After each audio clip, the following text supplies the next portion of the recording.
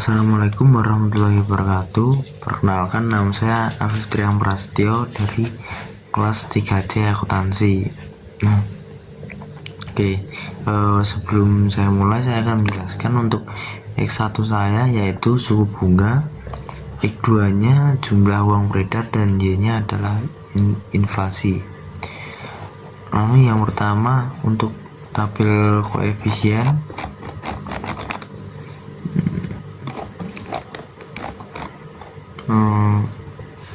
dependent variabel atau inflasi. Untuk rumusnya Y sama dengan A plus B1 X1 ditambah B2 X2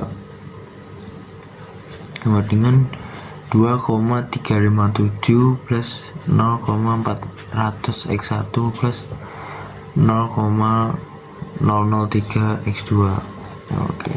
Untuk yang pertama, nilai konstanta atau A yang diperoleh adalah sebesar 2,357. Maka diartikan apabila suku bunga X1 dan uang beredar atau X2 diasumsikan tidak memiliki pengaruh sama sekali atau bernilai 0, maka permintaan adalah sebesar 2,357.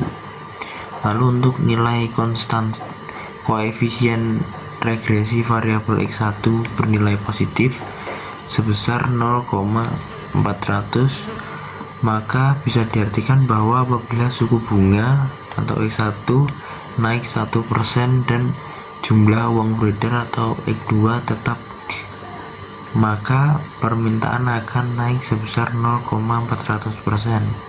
Begitu sebaliknya. Lalu untuk nilai koefisien regresi variabel X2 bernilai positif sebesar 0,003, maka bisa diartikan bahwa apabila uang beredar atau X2 naik 1% dan suku bunga atau X1 tetap, maka permintaan akan naik sebesar 0,003%. Begitu juga sebaliknya. Lalu selanjutnya, koefisien determinasi atau tabel model summary.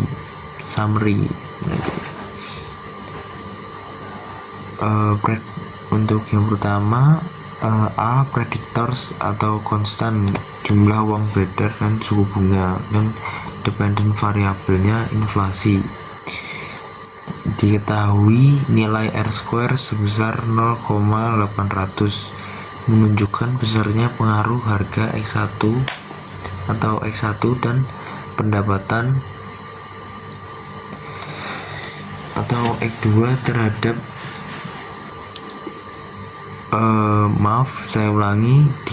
diketahui nilai R² sebesar 0,800 menunjukkan besarnya suku bunga atau X1 dan uang beredar atau X2 terhadap inflasi adalah sebesar 80%. Berarti masih ada pengaruh variabel lain sebesar 20% yang mempengaruhi permintaan, tetapi tidak diteliti dalam penelitian ini. Lalu untuk selanjutnya, UGT atau pengaruh parsial per individu. Yang pertama, A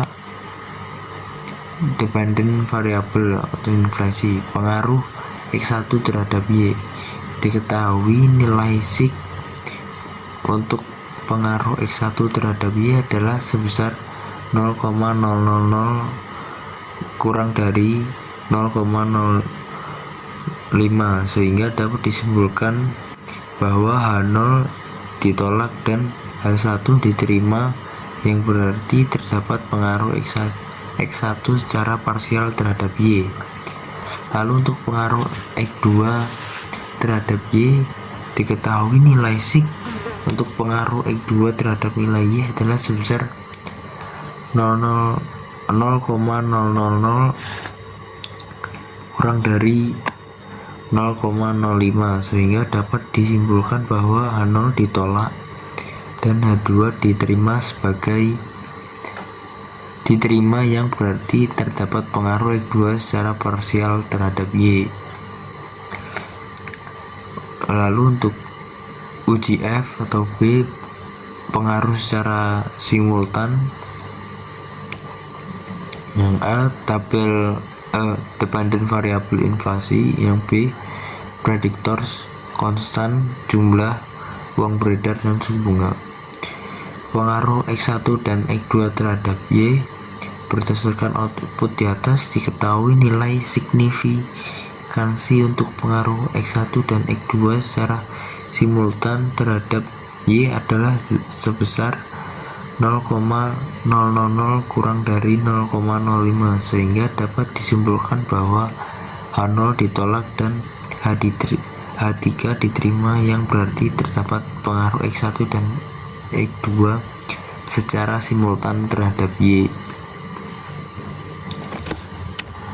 Baik, sekian penjelasan dari saya. Wassalamualaikum warahmatullahi wabarakatuh.